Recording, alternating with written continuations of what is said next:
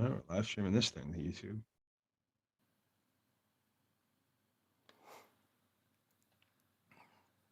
It says we're streaming. Yeah, we're going. All right. And welcome back to the B block here on the Media Virus podcast. And like I said in the at the tail end of A block, we're going to talk about some millennial news, or not millennial news, but I do have a millennial story, but it's Gen X centric news that matters to us, the Gen Xers here, watching the world burn around us, huffing in all that Canadian smoke. You know, Canadian smoke is that's a different kind of thing, I think. I don't think that's the same thing. No? Canadian, no. Oh. I've never actually, God, how would I know? I guess, if you buy it from the street, like, you know what I'm talking about. Yeah, you never know exactly where it's really coming from. Yeah. So that's,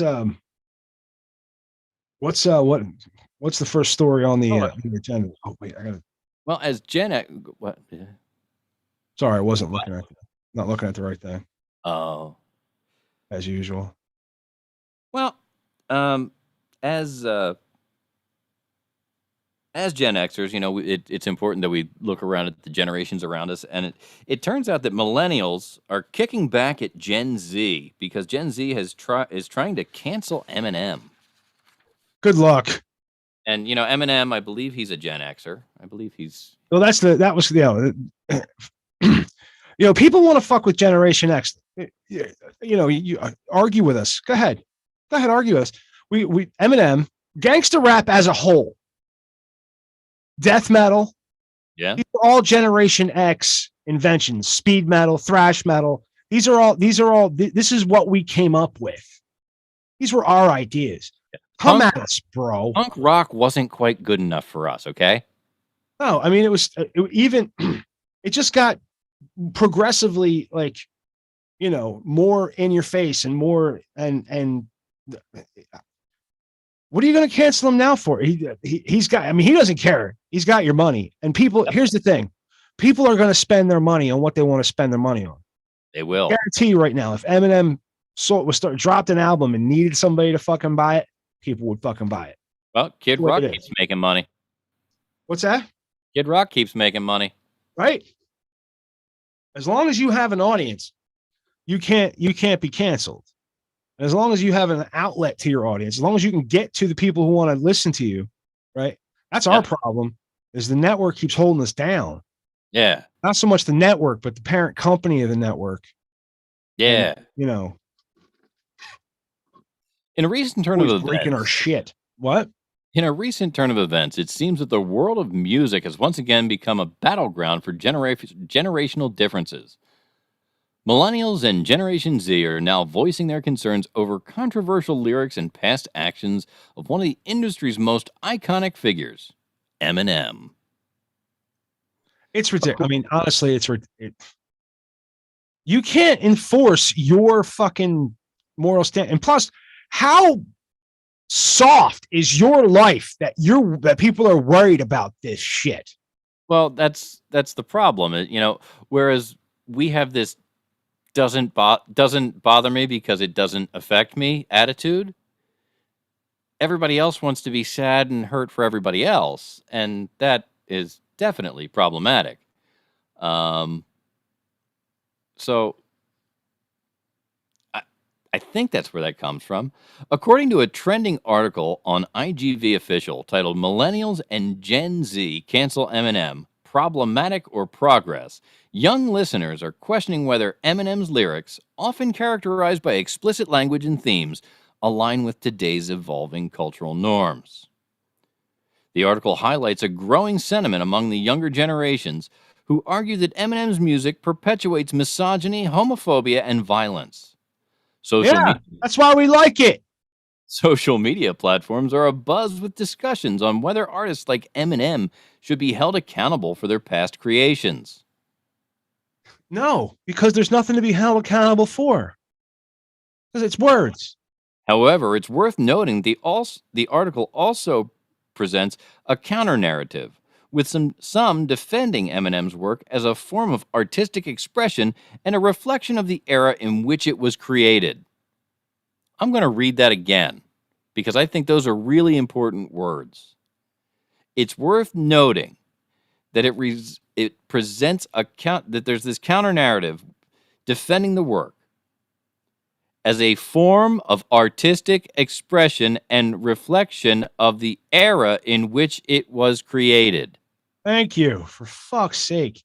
Dude, we talk about changing Dr. Seuss is offensive to some people. All right. Yes. We got to stop worrying about what's offensive. And what we've done this because we didn't want our little darlings to hear curse words.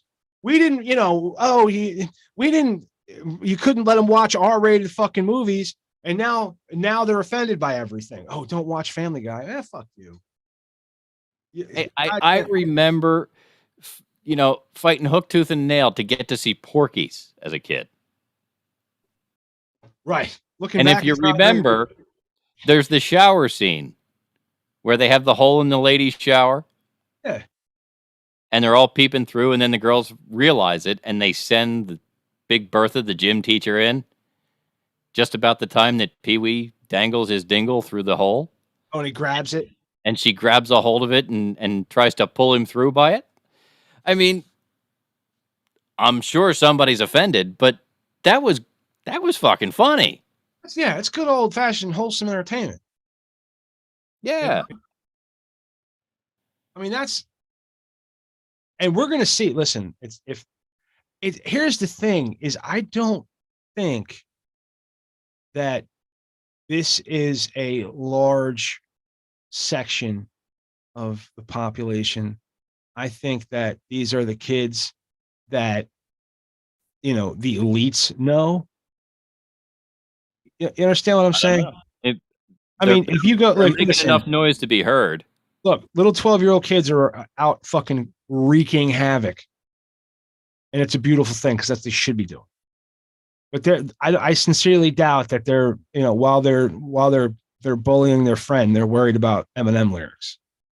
Well, while this debate unfolds, it raises a broader question about the impact of cancel culture and the role of artists' histories in shaping public perception. Are we witnessing a necessary reckoning with the past or an attempt to erase artistic legacies altogether? Ring, ring, ring, ring. We reached out to representatives from Eminem's camp for a statement, but have yet to have a response. Nevertheless, it's clear that this discussion extends far beyond the boundaries of a single artist, highlighting the ongoing cultural shifts and clashes between different generations. Like, oh my God, like, why do you even have to kill chickens? You can just go buy them at the grocery store. As always, we encourage our listeners to engage in respectful dialogue and consider multiple perspectives when discussing topics as complex as this. We don't.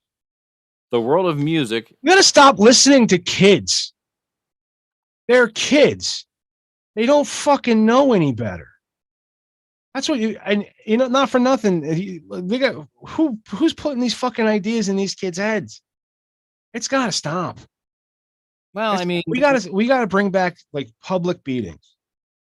I don't know about public beatings, but I mean, beat your kids in front of people. I try to be very open-minded, artistically anyway. And one of the things that I always say is, whatever it takes for you to get down, as long as you're not hurting anybody else, it's not that big of a deal to me. I mean, yeah, I don't. It's just not. I like Eminem's music. A lot of folks do. Yeah, I mean, speaking of people, pretty much having to answer for their past. Bam Margera is not doing so great. Yeah, there's it seems that Bam's on 5150 hold. Good evening, ladies and gentlemen. Welcome back to the TMVP Net News Update. I'm your host, and we have some breaking entertainment news to share with you. Just a reminder for more details on this story that we're about to cover, you can visit TMZ.com. Now let's get right into it. Renowned skateboarder and television personality Bam Margera is making headlines once again. Reports have surfaced regarding a concerning incident involving the star. According to TMZ, Bam Margera has been placed under a 5150 psychiatric hold due to family concerns for his well-being. Bum, bum, bum. The situation unfolded when Bam's brother, Jess Margera, expressed worries about his sibling's mental state. The family decided to take action, resulting in Bam being placed on a 5150 hold, which allows for involuntary psychiatric evaluation for up to 72 hours. Ring, ring, ring, ring. We reached out to Bam Margera's representatives for comment, but they have yet to respond. However, this isn't the first time that the former Jackass star has faced personal struggles in the public eye. We don't. I just skateboard and I kick my own ass. That's what I do. That was a Bam Margera interview. Okay. Oh, there it is. I've been dealing with a lot of emotional issues, and it's been a tough battle. That's pretty much the same thing I said. The troubled skateboarder has been open about his mental health challenges in the past, and his struggles have been well documented through his appearances on reality TV shows and social media platforms. A friend of Bam Margera gives us this soundbite. We want Bam to get the help he needs. He's been through a lot, and we're hoping this hold will be a turning point for him. Friends and fans have rallied around Bam, expressing their support and hope for his recovery. Mental health advocacy groups also emphasize the importance of seeking help when needed, reinforcing the message that no one should face these challenges alone. Can you sound like a mental health expert, or should I do that part? Oh, yeah. Okay, ready? Yeah, go ahead. Hang on. It is crucial for individuals experiencing mental health struggles to reach out for support, whether it's from loved ones or professionals. Early intervention can make a significant difference in their well-being. While we wait for updates on Bam Margera's condition, we hope that he receives the necessary support during this difficult time. Mental health awareness remains a critical issue, and incidents like this shed light on the importance of addressing it. Addressing it with empathy and understanding. That includes our coverage of Bam Margera's 5150 hold, and we are getting a telephone. Music, thoughtful background music. Can I answer the phone there? I'm trying. All right, cool. Media Virus Podcast, you are live. Mike, is that you? Pete, Pete? Where have you been? Yes. Holy shit, man! I got kidnapped, dude. Pete's been kidnapped. So, what? Where are you? Like, what? I was. They came into my house. They put a black bag over my head, and they took me. I'm in a parking lot somewhere. Are you where in a?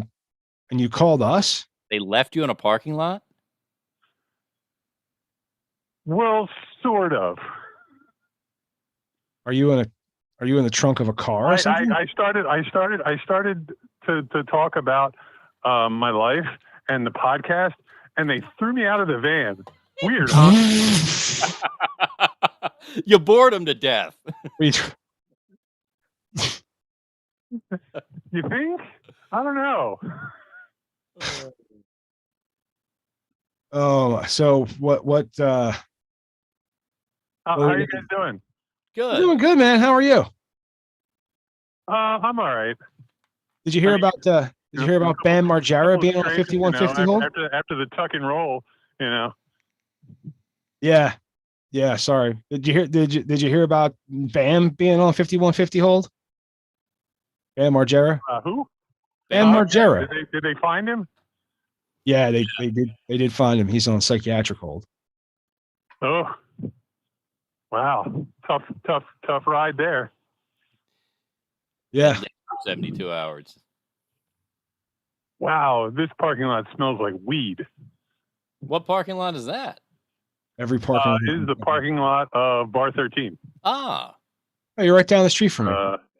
So you're out yes. for the Fenris show tonight over there. Yes, that is correct. My friend kidnapped me and threw me out of his car. No. Was there is there anybody that open mic that you thought was funny? I haven't actually been inside yet. Okay. All right, so you're on a scouting mission for the Media Virus podcast to get some new guests. Yes, maybe, sort of. I guess I might as well make that work. You are now. You're using, right down dude. the street. I asked you for 2 hours a fucking week, and you bail on me to go. I kind of was kidnapped. My friend, when I got in the car, we were going to go see a movie. He says, so we're not going to go to the one right by your house. We're going to go to the one up in North Wilmington. And I'm like, sure. And then I'm like, what time are we seeing the movie? And I'm doing the math and I'm going, well, that's not going to work. I thought I'd be home by the time. And then he said, well, and then we're, since we're up there, we'll take a little, trip down the street to your favorite bar. And I was like, well, you're driving. So like, I really can't, do anything about this. Right. Well, go in there, make some friends, do some, find some funny people to come hang out with us. Yeah, and if you find anybody that's interesting enough, drag them out in the parking lot and call in again. Yeah, that might be a plan. I kind of like that idea. All right. Although we are running incredibly on time. Yeah, so be careful.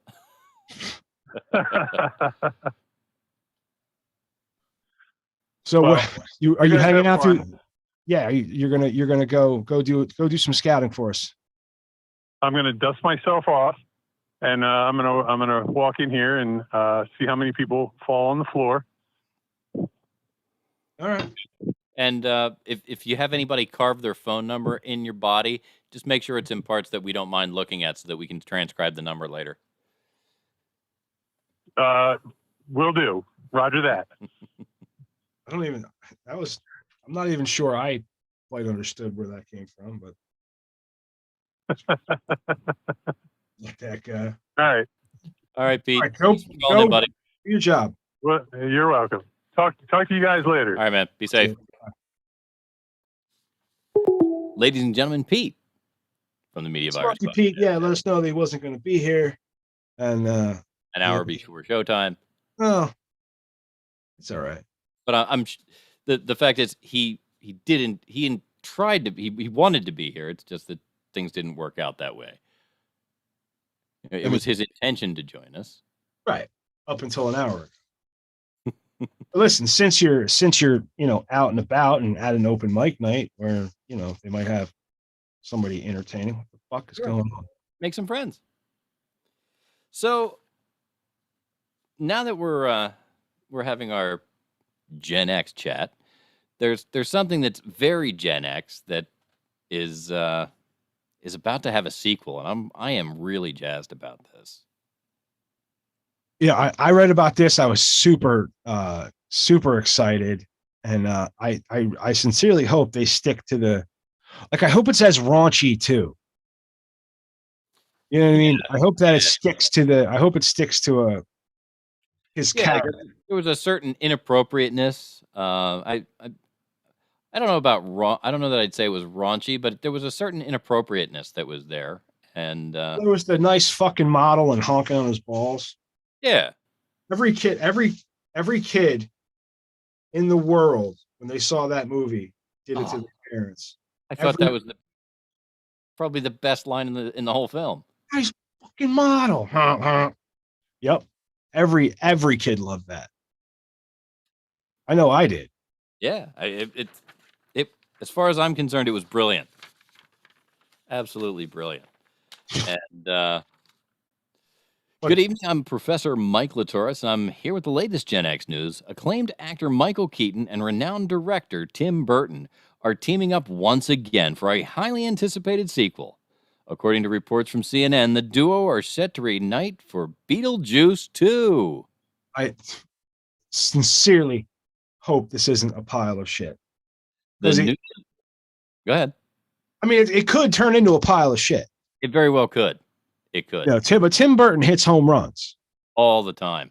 I mean, Edward Scissorhands, right? Yeah. I mean, just so The Nightmare Before Christmas. Right. But he also, I mean, there's some like the Corpse Bride's not a huge, No, but it's not as big as it wasn't as big as the other one. And then he's got some. uh James and the Giant Peach was pretty good. yeah. But Tim Burton, he's got a group of people that he works with Yeah, regularly. Um, Michael Keaton being one that he likes to work with. I think he's done quite a few Johnny things with Depp Johnny Depp a lot. and that whole crew. They did that Alice in Wonderland movie. Those were pretty good movies. If you, Yeah. The movie with the pie, the movie with the barber that made the pies. Come on, you know where we're going. Sweeney Todd. Sweeney Todd. Yeah, good stuff. And Danny Elfman on the music. I mean, Danny Elfman's brilliant. Brilliant composer. Yeah, So the news broke on June 4th, and the fans of the original 1988 supernatural comedy have been buzzing with excitement ever since. Keaton, who played the iconic character Beetlejuice in the first film, is returning to reprise his role while Burton is set to direct. Beetlejuice 2 is expected to continue the darkly humorous and imaginative world established in the original movie. Details about the plot are still under wraps, but fans can anticipate a blend of eccentric characters, supernatural shenanigans, and Burton's unique visual style. The original Beetlejuice film, released over 3 decades ago, became an instant cult classic, winning over audiences with its offbeat humor and unforgettable characters. It remains a beloved favorite among fans of Burton's distinct brand of filmmaking. oh yeah, I would say it's probably, I don't want to call it his best film, but I mean it was definitely my introduction to Tim Burton. Yeah. I think they're doing it somewhere between live and his visual style, the Yes. striping, Yeah. the way people are shaped, Mhm. the way heads are supposed to be shaped and things like that are very striking. Color choices, yet dark, um, dark environments, yet bold color choices. Yeah, definitely. And the things that he wants you to look at are striking, Right. regardless of what they are. Right. Exactly. And but I mean that movie was just such a terrific mix of live action and then claymation and then Yeah, but what we call practical effects rather than like CGI. right. And that's what he's talking about is that they're going to make this film with practical effects. As much as they can, yeah. I I mean, I yeah. was excited to hear that. I love practical effects. I think it's a dying art that needs to be held up higher right now. The sequel's announcement has generated significant excitement among fans who have eagerly awaited the news of a potential follow-up for many years. With Michael Keaton and Tim Burton at the helm, expectations are high for another memorable and entertaining journey into this particular world. Production and release dates of Beetlejuice 2 have yet to be announced, but fans will undoubtedly keep a close eye on further developments. Stay tuned for updates on this exciting project because I'll be following it. I'm Oh hearing, yeah. I'm excited. I'm This is hearing like exciting. last I heard was like September of 24 is the expected release. So that's pretty exciting. And they've got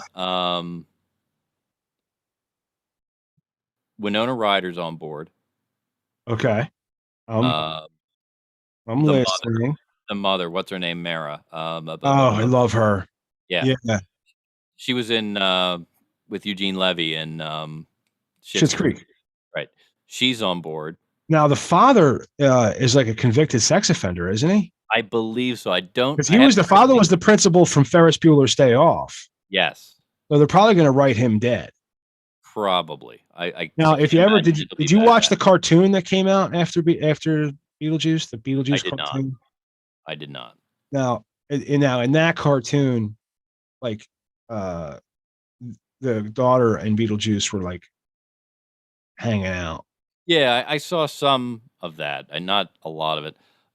But the one thing I did hear that I'm a little jazzed about is Winona Ryder's character supposedly is going to have a daughter in this upcoming Beetlejuice 2, Well, I would hope so.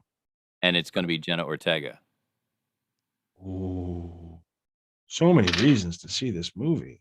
Yeah, I mean, great actors and actresses, pretty people.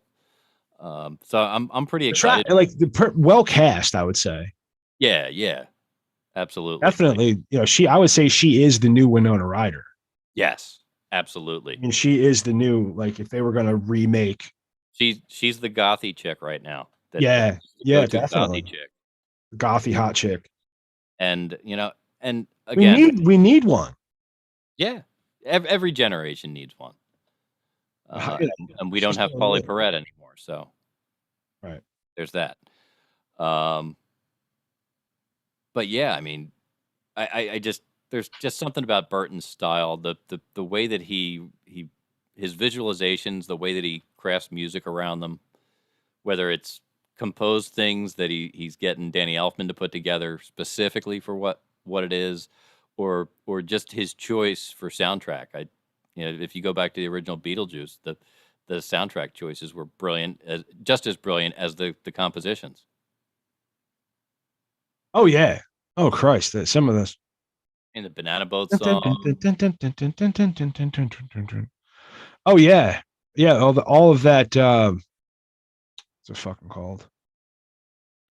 Musical numbers, basically. One. I can't. Harry Belafonte. Yes. Yeah. They just used Harry Belafonte. A couple of them. Yeah, there's a couple couple Harry Belafonte songs. I forget the other song that they used. And that actually just brought this resurgence of people back to, so hopefully they'll bring some good rock music back. Some of the, that'd be cool.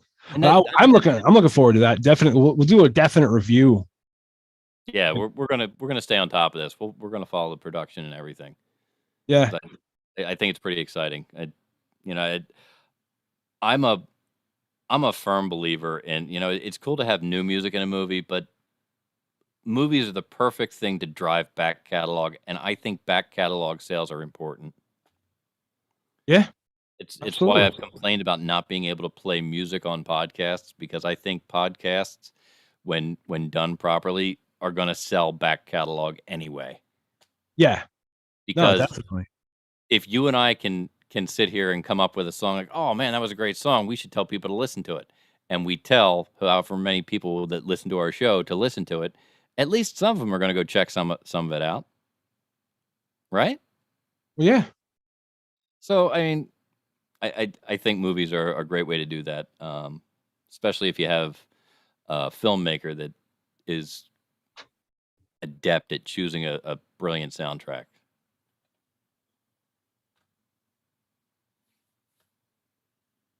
Most deaf. I was focusing on our live stream. Who's out there? Anybody? No. Nope. It matters not. So 12 minutes ago, right before Pete called in, he actually messages me, what's the number to call in? Are you fucking serious? I swear to you. What's the number to call in? At least once, if not multiple times, in every segment, I lean over and someone says 1-646-virus-01. That's 1-646-virus-01 to call into the show. Wow. And in when Pete messaged us and said, I won't make it, and you said, hey, call in, I immediately turned around with, I didn't even give him the virus 01. I laid the whole number out. I thought I saw that. 646-847. I really thought I saw that. Yeah. Yeah, I did. That's I could have swore I saw that. And then as you were talking there, I'm like, did I miss him asking for it? Did I miss that, or did I really, No, he messaged me I directly. I have this thing where I'm like, did I really remember it that way? Did that really happen? Yeah. No, yeah, that happened. Sure did. So, yeah. So even after all of that, he still asked you while we were live, Yes, we were doing the show.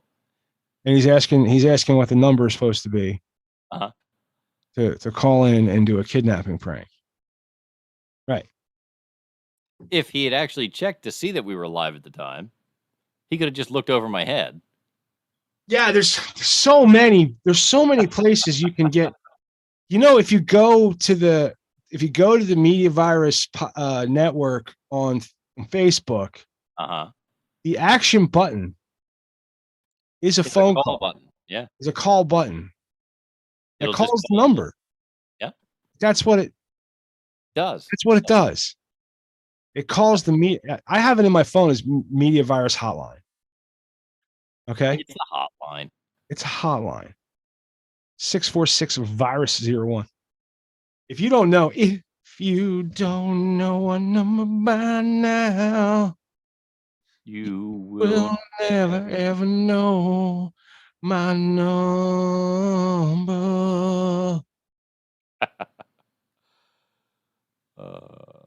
Speaking of numbers, I think it was Family Ties that made that song so popular.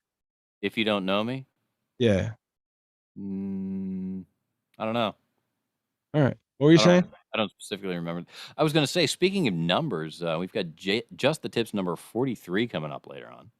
Coming up after the break in the C block, Just the Tips number 43. Did we have any more news stories lined up for? I don't, but I do have a couple of interesting at the way I set up the TikTok nonsense corner this week. I had two kind of long TikToks that I put at the end, and one is a teacher doing Gen X trivia with his young students. Oh yeah, I saw that. Yeah, that's an interesting thing that you can kind of guess how it goes, but the things that he brings up were interesting and fun to think about, and watch the kids' reactions. And then the other one is a man on the street reporting as he speaks with presumably Gen Zs or Z-tards, as I'd like to call them, asking them. Did you coin that phrase? I may have. Z-tards. Z-tards. I love it. Because they don't seem to know much. No. And they're not even offended by it. But I am. And I'll share that with you in the C block. All right. So that's coming up after this. I guess we'll just end the segment then. We can do that. Go into the C block, baby. Let's do it. Because that's who we are, ladies and gentlemen. We are the bosses here at the Media Virus Podcast. You can call us at 1-646-VIRUS-01. Hate to belabor the point, but Pete did call in and did send me a message asking. So it's 1-646-VIRUS-01. Get you through to us. If we're not on the air at the time, you can leave us a message. We'll play it on our air and see what you have to say.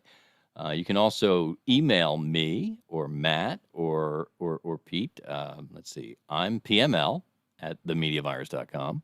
That's right. Maddie is Maddie at themediavirus.com. Mm-hmm. And he is Pete at themediavirus.com. There if you go. Want to get in touch with Big Daddy, the way to do that is JTT at themediavirus.com. And you can send him pretty much whatever you want to. He prefers nudes and questions about sexual relations that he can answer on Just the Tips.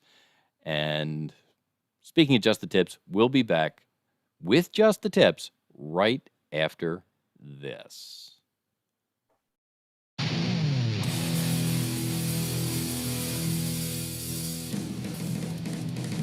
I still have the YouTube up on my computer.